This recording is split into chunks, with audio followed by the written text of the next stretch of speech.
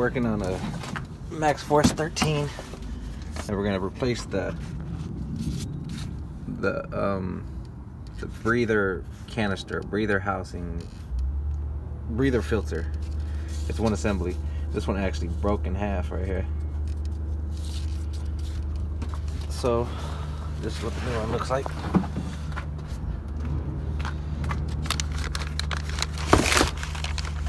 This is the new one. They're not cheap. The canister is like close to $1,000. So we're gonna start taking stuff off to get closer to the canister. We're gonna take off this tube all the way here. Looks like this one too, and this one if possible. So we'll start tearing it apart. So to take off this first tube is this bolt right here, which is a 15 millimeter head.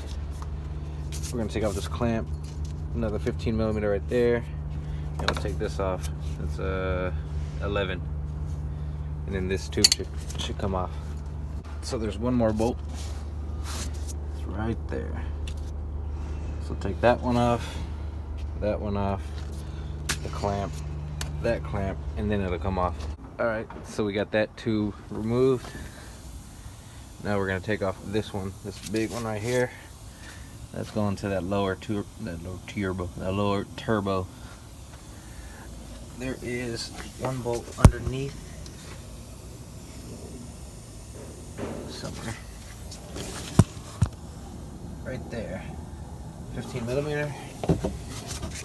This one right here, which is, I don't know, looks like a 13. Then we'll take off this clamp,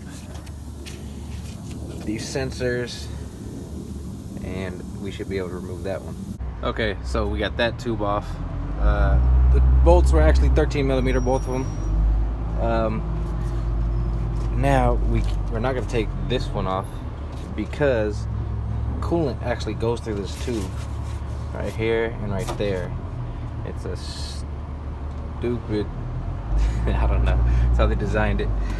So now I took off this tube right here with the little pressure clamp, disconnect that, and there's 3 10 millimeter head bolts on this. One right here, one back in there, so you'll need a long extension with a swivel, and then there's one on this side over here, and then hopefully it'll fit pulling out of there. So that's what we're gonna do now. I got everything disconnected. Now we're gonna pull it out. So it's kind of a tight fit to get it out of there. So what I'm gonna do, I'm gonna take out this oil filter and see if we could make some room to get it out. So we got it out. It wasn't easy. I took that off to make a little bit of room. Didn't help too much. I loosened up this coolant hose. I just don't want to open up the coolant and dump all the coolant out. So loosen that up, and it gave me a little bit of leeway to get it out. So I'm sure it's gonna be fun putting it back in, but we got it out. Now we're gonna take the gaskets, O-rings, replace them, clean it up, and put it back together. All right, we got the new one in. It wasn't that bad. Let me show you a little trick, I guess. So this tube right here, I was able to pull and place it behind that bolt, and it's holding it right there. So that gave me a little bit of room. This one moves a little bit, so that gave me a little bit of room. It doesn't go in super easy, so you just have to move it around and find the sweet spot, and it'll go in. And that's pretty much it. So now I think it's downhill from here. I'm gonna put in the bolts and put on that tube. Oh, and actually there's a sensor. You see that little bolt hole right there?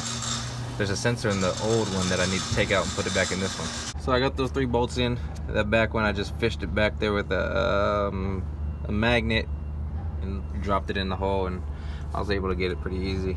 Those 3 bolts, I thought about it, and let me show you why we replaced it. So this is an old one, and this gap is not supposed to be here. It actually broke perfectly right there. Pretty crazy. So that's the reason why we're replacing it. Now I noticed that the tube that connects right here is loose, like it's not mounted to any bolts down there, or maybe they broke. Maybe that's what put the force on it to make that snap. So once we get it all together, we'll figure that part out. All right, so I got the tube connected. Then you're gonna need to put in that sensor. I'm not sure exactly what that sensor is for. I'll figure it out. Put that sensor in, hook it up. I put the oil filter back on. And now we're gonna start putting on, I guess, that big tube first and then the small tube. You can see back in here, they're using O-rings to seal them. I don't have them. You should, I guess if you're taking them off, you should replace those O-rings. I don't have them. So what I'm gonna do is just clean them up and coat them with a little bit of grease and then put the tubes back on. So both that one and the small tube that I took off, they both have O-rings. So if you're doing this job, buy 2 O-rings, those turbo O-rings, and replace them. All right, so this is where we're at.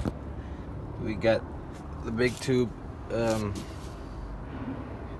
secured to the let's see, that bottom turbo right there.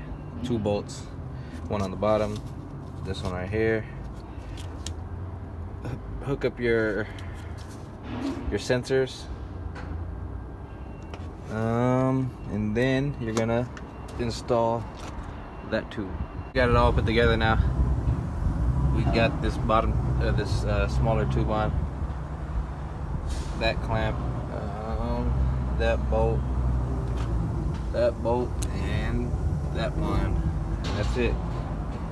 Semi-simple job.